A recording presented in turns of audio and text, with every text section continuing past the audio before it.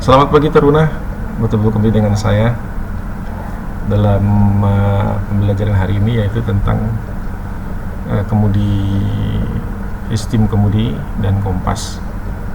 Kemarin beberapa minggu lalu kita sudah membahas tentang kemudi.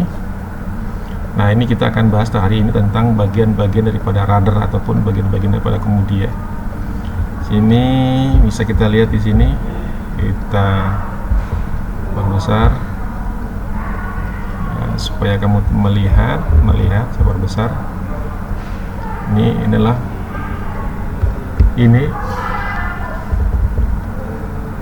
tongkat kemudi yang ini ya, bagian-bagian daripada kemudi. Di sini ada tongkat kemudi, ada di sini ada namanya soul pierce ya kan. Ini ada seperti apa namanya, pengaman lah, supaya dia nggak langsung jeblos ke bawah kalaupun dijatuh ataupun apa di propellernya ataupun baling-baling ini ya, dia pengaman. Di sini ada, kita perbesar sedikit, coba kita tarik ya. Nah, ini seperti ini. Oh sorry,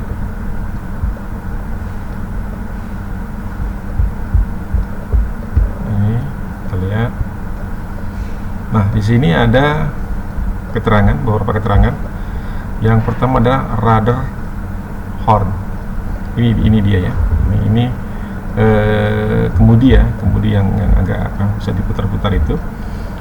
Kemudian di sini ada radar blade yang kedua. Ini dia.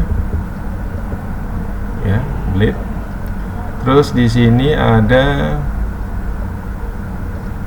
flap ya, ini flapnya, ini lapisan-lapisan daripada kemudi tadi.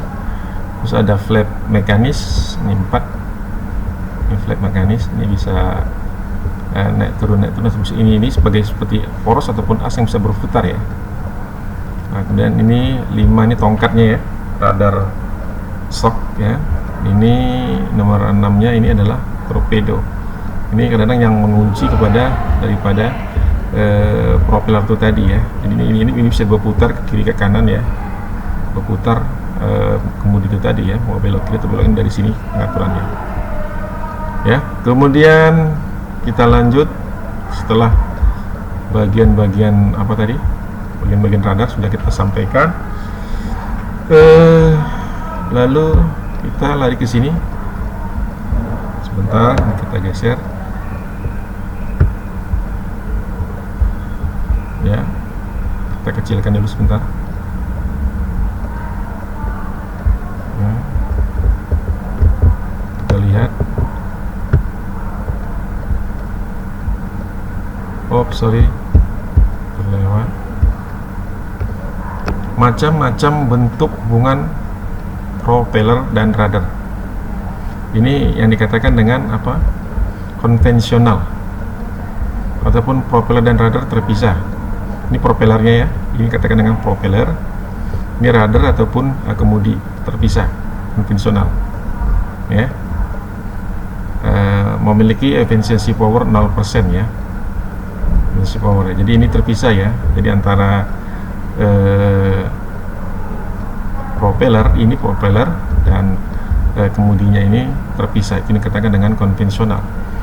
Kemudian pemakaian daripada ini ada di sini, ada pemakaian torpedo konvensional dan propeller yang terdapat peningkatan efisiensi 2,5% sampai dengan 3,5%. Nah, ini berbeda. Di sini dipakai apa? Torpedo ya, ini ya, di sini ya. Merah ya. Terus itu yang dikatakan dengan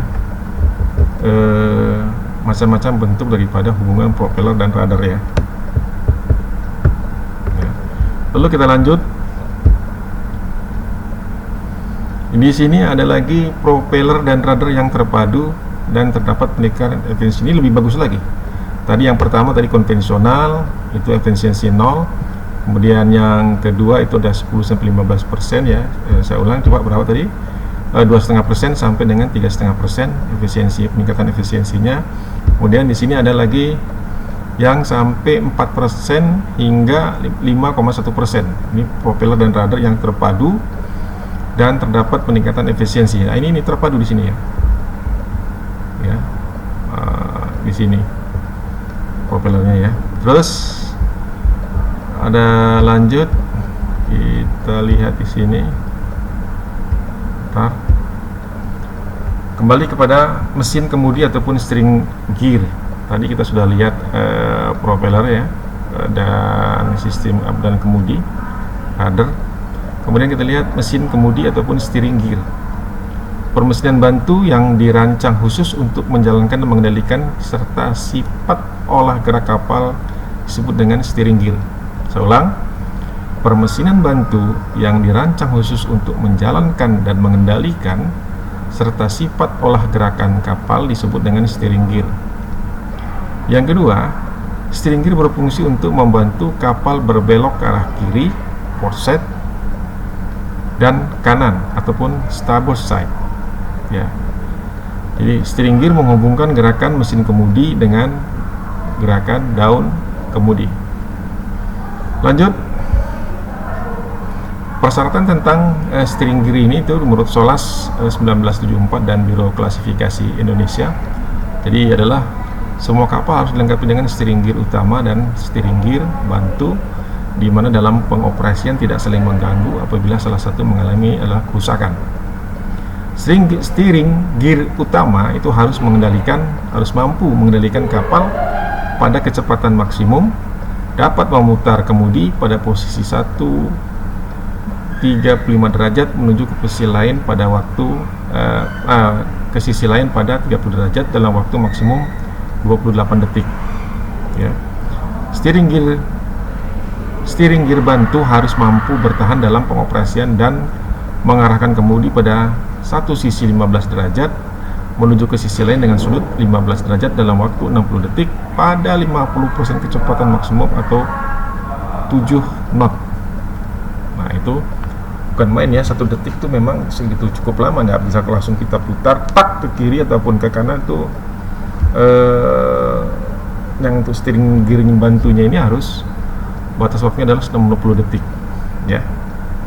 Lanjut, pengoperasian unit-unit tenaga steering gear utama dan bantu harus dapat dioperasikan dari anjungan navigasi, maksudnya dari anjungan navigasi, dari bridge ya, dan kegagalan salah satu unit harus dapat dikontrol dengan alarm ataupun visual, sehingga harus dapat bekerja lagi secara otomatis apabila sudah diperbaiki.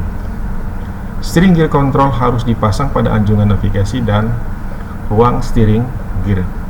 Demikian yang bisa saya sampaikan pada pagi yang berbagi ini kepada kamu semua, para taruna. Silakan simak, cermati, dan catat video pembelajaran hari ini, dan seperti biasa kirimkan tugasmu ke Google Classroom. Selamat pagi, sampai bertemu lagi pada kesempatan yang akan datang.